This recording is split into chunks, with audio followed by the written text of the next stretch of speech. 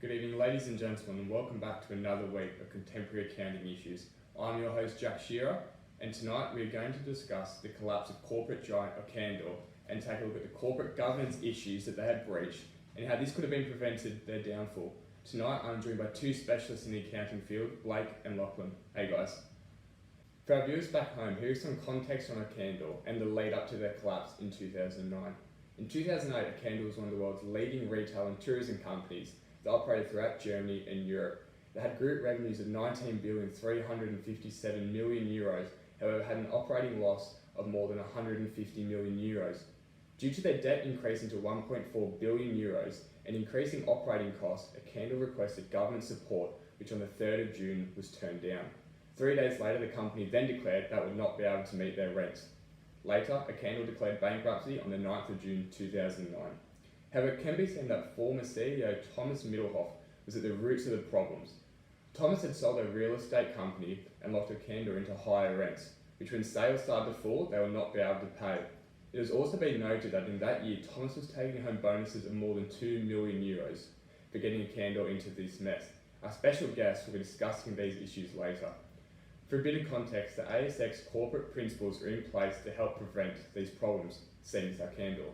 The ASX has 8 abiding principles in place to help entities listed on the ASX achieve good corporate governance and meet the expectations of their stakeholders. The German equivalent is the German Corporate Governance Principles. Now Lachlan, it has been widely noted in the lead up to Arcandor's bankruptcy that they held back the release of their financial statements. Can you please provide us with some more detail regarding the corporate principles that they have breached? Okay, thanks Jack. So, as we know, under current ASX listing rules, that all listed entities on the ASX must make disclosures, and generally these disclosures will be made in the annual reports. And what Principle 5 does, which is make timely and balanced disclosures, it adds a bit of more responsibility on the entity. Now, the disclosures are important to stakeholders as much of the information that gets reported in the annual reports is quite material to their decision making.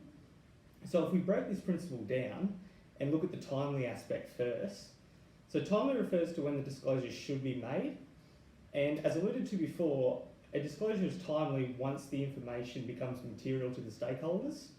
So this is when it affects things like finances, to do with their share prices, or whether there's a change in their governance structure. And then the second aspect, which is the balance perspective, is referring to the consistency of the disclosure in accordance with their corporate disclosure policies. And the information that is provided to the investors must not be compromised when it comes to quality. And that is, well, with regards to their nature, so whether that's positive or negative. So Lachlan, are there any relevant theories to this principle? Yeah, so as far as theories go, accountability theory is one that I identified because this brings management into question. With adequate management and thorough dissemination of information, there can be greater confidence within the public. And a problem can arise with management as often those are the people that decide what is material, and a conflict of interest can cause to some disclosures being omitted. But apart from accountability theory, I also identified legitimacy theory as another one. Now, regardless of whether the disclosure is positive or negative, it's in the public's interest to essentially know what's going on and to ensure that these disclosures are timely and balanced. So the public don't like being misled, and when trust is forged with an entity, the entity itself becomes more marketable, and this can lead to finding it easier to get equity financing because more people are willing to invest. And I've also managed to identify a third theory, which is stakeholder. Now, it takes into account the ethical treatment of key stakeholders, and each group of stakeholders have varying interests. And when an entity makes a disclosure, it needs to encompass all the interests of all groups as much as possible. And this promotes value creation within that entity. And this can also be done through integrated reporting. Lachlan, do you believe that if they had followed this principle, that it may have prevented their corporate collapse? So following on from the theory section, Arcandor required greater levels of transparency with regards to their management changes and their interactions with the government, and that lack of transparency caused a drop in public confidence. And had an improved relationship been established, it may have attracted greater equity financing to offset those higher debt levels. And had external intervention happened, i.e. a liquidator or administrator, information disclosed may have enticed investors to assist with that additional funding.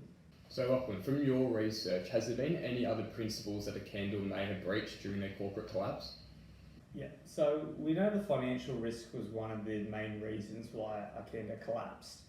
And what Principle 7 of the ASX, which is recognise and manage risk, is, it's aimed at appropriately communicating to stakeholders matters of risk and how effective management of the entity is at managing that risk. And what this principle has also recommended is that to manage such risk is to establish a committee that is independent and experienced in establishing risk management frameworks. So Lachlan, once again, do you believe there are any relevant theories that have affected this? And how would it have affected their corporate collapse if they had actually followed the corporate principle? So as far as theories go, I've only managed to identify one theory relevant to this principle, and it's once again stakeholder theory, so it's another matter of ethical treatment. But in this case, we involved the banks that Arcandor got their loans from, which led them into debt. And this impacted on their profitability for shareholders and also the government.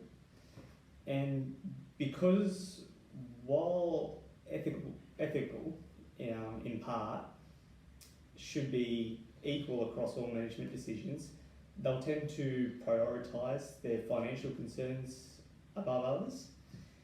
And if Arcandor had prioritised their relationships with the banks, it may have led to debt getting out of control, and not enough equity financing would have come in to offset that increased financial risk. But as far as preventing the collapse and how Principle 7 would have done so, better recognition would have allowed for more effective management processes to combat the overwhelming debt situation. And the formation of the committee, as I mentioned previously, would have led to a more sound framework and management for smarter financial decision making. Perfect. Thank you for all that insight, Lachlan. We're going to have a quick break, ladies and gentlemen, and once we come back, we'll have Blake speaking about the German corporate governance principles that have been breached, and if there are any other principles from the ASX that we've missed. See you soon. Welcome back, viewers. As I mentioned earlier in the episode, Thomas has conducted some more than questionable management decisions during his time as CEO of Arcandor. From a spectator's view, surely the €2 million in bonuses is not fair. Blake, as an expert in both the ASX and German corporate governance principles, do you see any problems with this? Thank you, Jack, for having me here this evening. Now, looking at the following ASX principle, it may seem self-explanatory, but what does this principle actually mean in the eyes of the ASX? And how does this principle affect Australian organisations today? To remunerate fairly and responsibly holds that entities should provide all directors and senior executives with remuneration benefits that are designed to attract and retain the highest quality executives. For example, yearly performance bonuses based on share price increases, or even equity benefits, such as additional shares in the company. Fair remuneration motivates executives to align their own interests with that of security holders, whilst considering the values of the entity along with their risk considerations. Now, to ensure fair remuneration, entities should have a remuneration committee consisting of at least 3 members, which have an independent director majority and led by an independent director. The reasoning for this is to ensure there are no conflicts of interest. A committee must disclose a charter, their members, and the amount of times the committee met during the period. If an entity doesn't have a remuneration committee, the entity must report the processes and remuneration levels for all directors and their senior executives. If an entity has an equity-based remuneration scheme, they are required to have a policy upon whether participants can enter into transactions that limit any economic risk associated with the scheme, as well as ensuring the policy is disclosed.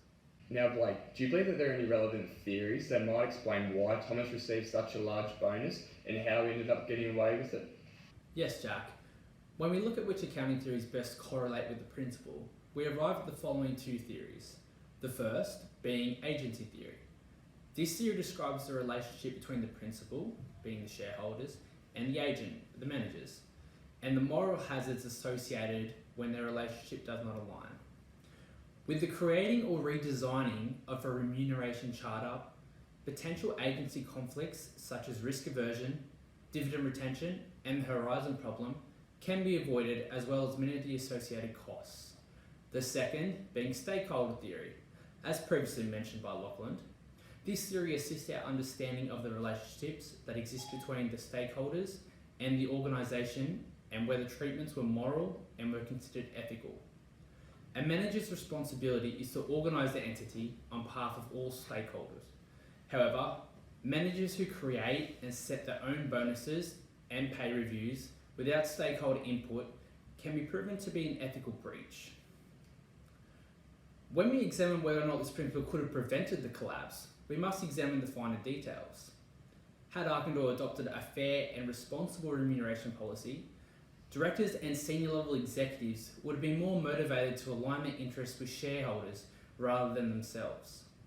This could have been done through correlating bonuses with long-term objectives, such as reduction in debt and long-term profitability.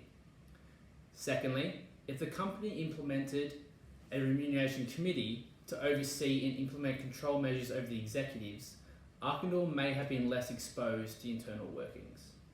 For example, CEO Thomas Middelhoff being convicted for using company funds to fund personal flights and also using his position to boost his and his wife's real estate interests by leasing buildings back to the company at exceptionally higher prices.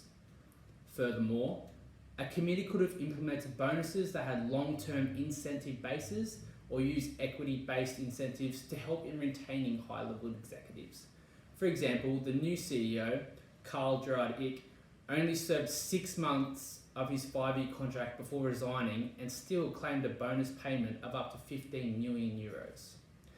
In my opinion, I believe the remuneration principle may have aided the company by having access to more adequate funds, which may have been used to pay company creditors. However, I don't believe the principle would have prevented the collapse of Arcandor, but only prolonged it. So the German corporate governance principle is a legal and regulatory framework that enterprises in Germany, such as Arcandor, were subject to follow. These principles that they put in place were meant to prevent the collapse, similar to the ASX corporate governance principles. Blake, would you be able to provide us some more information regarding the German corporate governance principles? When observing the German corporate governance, there are 3 principles that have been breached. Principle 1 relates to management's responsibilities and operating in the entity's best interests. This was breached by Arcandor's management in selling off their property portfolio and locking them into higher rent contracts. Principle 20 and 21 of the code relate to transparency and external reporting. Moving on, when observing which theories best relate to the German principles, we arrive at the following theories. First, being agency theory.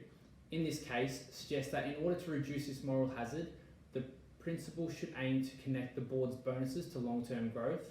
The second being stakeholder theory, which suggests that management release financial information in order to maintain relationships with their powerful shareholders.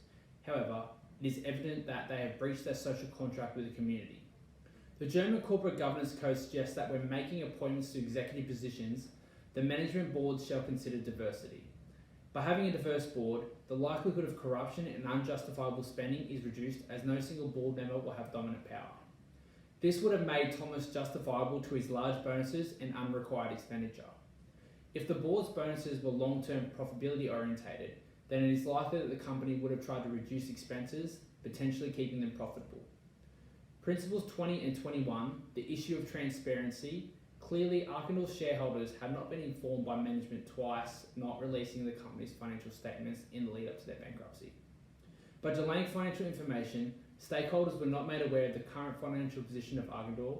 If they were, they may have required external parties such as auditors or liquidators to intervene, potentially saving the company. Thank you for that, guys. It's been great having you on the show tonight. I think it is clear to everyone at home now that Arcandor has breached many principles, both of the ASX and the German Corporate Governance Code, with their decisions before and leading up to their collapse. I do believe if they had not breached these principles, that they would have been more likely to have survived the downturn. This is all we have time for tonight, ladies and gentlemen. We hope to see you next week on Contemporary Accounting Issues, when we will discuss Strong Financial. Goodbye.